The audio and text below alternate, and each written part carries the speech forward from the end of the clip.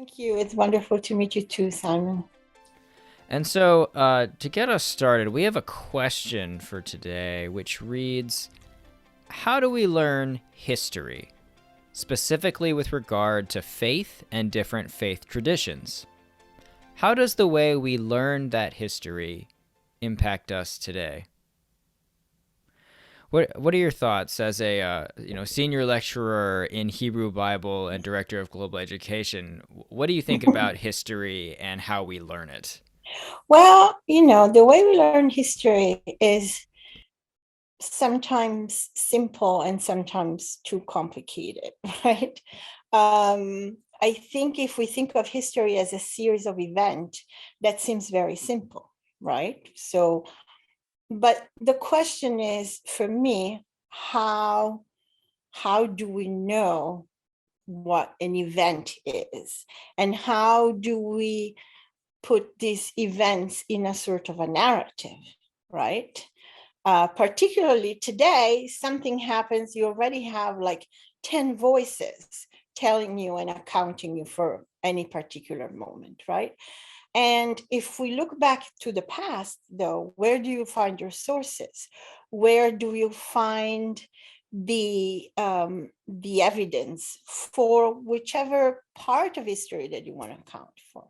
And that's where the problem is. I think that history is much more complex than a series of events. I always say in classes, and I think Lee probably remembers, that history doesn't happen. So we have to start with this notion that there's no objective history that happens. We tell history. We get the narrative, but the point is who gets to say the narrative, right? And whose voices are we listening to when we learn history? Whose voices are we listening to? And that's a big problem to me because, the further back you go, but I would say even today, the problems of the past, unfortunately, are the same problems today, right? Because the same questions of who gets to tell a story, whose voices are heard, is a problem for the past as it is today.